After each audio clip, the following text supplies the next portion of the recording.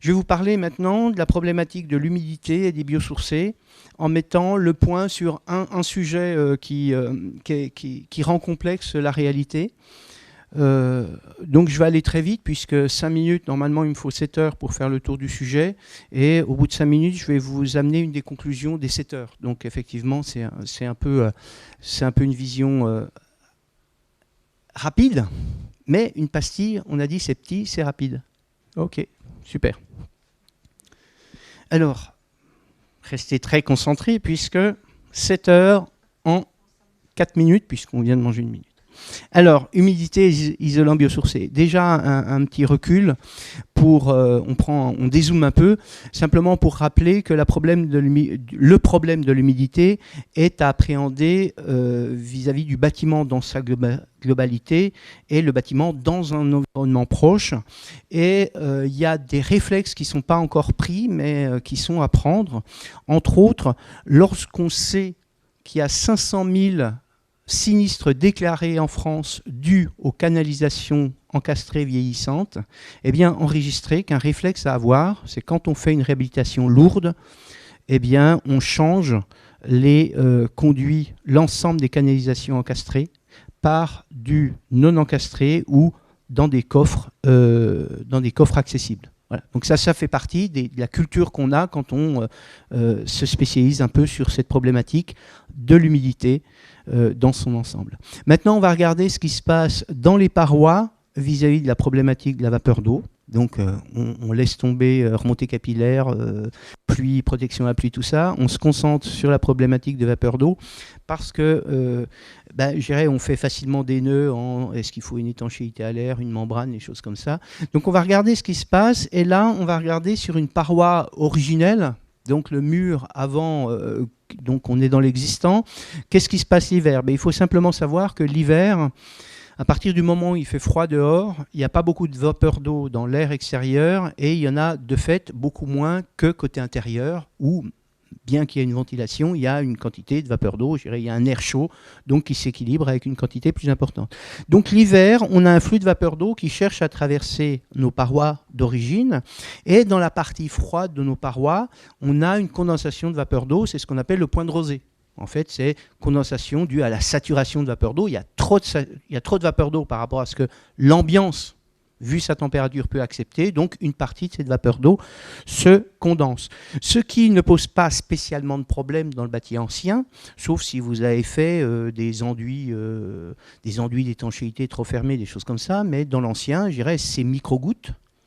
Sur la façade sud, jamais de problème parce qu'il fait chaud le lendemain, donc ça s'évapore, ça repart. Si ce n'est pas le lendemain, c'est 2, 3, 4 jours après. Mais je dirais, ces micro-gouttes d'eau rejoignent très majoritairement la surface extérieure, le parement extérieur, pour s'évaporer. Voilà donc comment fonctionne, pour faire simple, un mur ancien vis-à-vis de la gestion de la vapeur d'eau. Sauf que mon mur ancien, j'ai envie de l'isoler soit par l'intérieur, soit par l'extérieur. Alors par l'extérieur, la zone, le mur, vu que j'ai posé un isolant, mon mur n'est plus froid. Donc le point de condensation, il ne se fait plus dans le mur, il se fait dans les derniers centimètres de l'enduit. Et ça, c'est quelque chose d'assez facile à gérer. Il ne faut simplement pas empêcher cette humidité de sortir aussitôt que les conditions extérieures le permettent. Donc on a cité plusieurs fois les avis techniques en ITE, si vous respectez les avis techniques en ITE, ça marche. Pourquoi? Parce que les éléments qu'on vous autorise entre l'isolant et l'air extérieur sont très ouverts à la vapeur d'eau, et si ce sont des enduits, ils sont très capillaires, même si on les appelle des RPE. L'appellation RPE, qui était anciennement pour plastique, maintenant c'est tellement contre-performant que la norme a revu, c'est toujours RPE parce qu'on appelle ça des RPE, mais on appelle ça maintenant des revêtements peinture épais. Plastique, on se dit, c'est forcément fermé. Non, les RPE, si c'était fermé à la vapeur d'eau, je dirais ça se saurait et ça aurait marché 6 mois. D'accord? Donc voici en ITE, en tout cas enregistré en ITE, il y a 2 petits trucs à respecter pour que ça marche. Et l'ensemble de la filière qui a eu des contre-performances, des sinistres dans les années 70-80, s'est fiabilisé. D'accord? Donc la problématique de la gestion de vapeur d'eau en ITE, c'est facile, que l'isolant soit biosourcé ou non. Maintenant, on va regarder ce qui se passe en ITI. Eh bien là, en mettant l'isolant côté intérieur, eh bien le mur devient froid. Donc le fameux point de rosée, il concerne l'ensemble du mur. Donc on est dans une situation beaucoup moins confortable, d'accord ? Et ici, il y a des attentions particulières à avoir, entre autres, si on utilise des matériaux sensibles à l'eau. Donc, par rapport à ça, vous voulez utiliser des matériaux sensibles à l'eau, tels les biosourcés, sachant que j'ai dit qu'il y avait sensible et sensible. J'ai mis en opposition liège quasiment imputrescible, excusez-moi, liège quasiment imputrescible, laine de chanvre très peu putrescible, botte de paille assez sensible. D'accord ? Donc déjà, le choix du matériau, tous les biosourcés ne vont pas en ITI, et généralement, pour le savoir, on regarde s'ils ont un avis technique pour aller en ITI. D'accord ? Une attention à avoir par rapport à ça. Et puis, regardez ici, ça commence à condenser majoritairement à l'interface isolant-mur. On est potentiellement très loin de la surface idéale pour l'évaporation, qui est le parement extérieur. Donc, quand on est en ITI, il faut absolument permettre un assèchement possible côté intérieur. Côté intérieur du bâtiment. Un assèchement possible, un assèchement bis par rapport à ça. Et c'est là qu'on est dans une situation assez inconfortable. Donc, de fait, ça nous invite à bannir côté chaud des matériaux trop fermés à la vapeur d'eau. Entre autres, ne pas utiliser de pare-vapeur très fermé. D'accord ? La logique, ça veut dire, bon, on était un peu à la ramasse en France, mais on a, jusqu'à il y a une dizaine d'années, mais on a rattrapé fortement notre retard, sauf que l'ensemble des documents ne sont pas forcément calés, les documents techniques qu'on nous demande de suivre ne sont pas forcément calés. Et c'est là qu'il y a, ça se complique, c'est que là, quelque part, je vous invite, quand on connaît ces problèmes-là, on évite les matériaux trop fermés, donc entre autres les pare-vapeurs en ITI, particulièrement si on a des isolants sensibles, donc des biosourcés. Ouvertement, mieux que les pare-vapeurs, ce sont des membranes hygrovariables ou des membranes orientées. Les membranes orientées, c'est celles qui sont fermées dans un sens, ouvertes dans l'autre. Il n'y en a qu'une pour l'instant sur le marché, c'est une membrane suisse.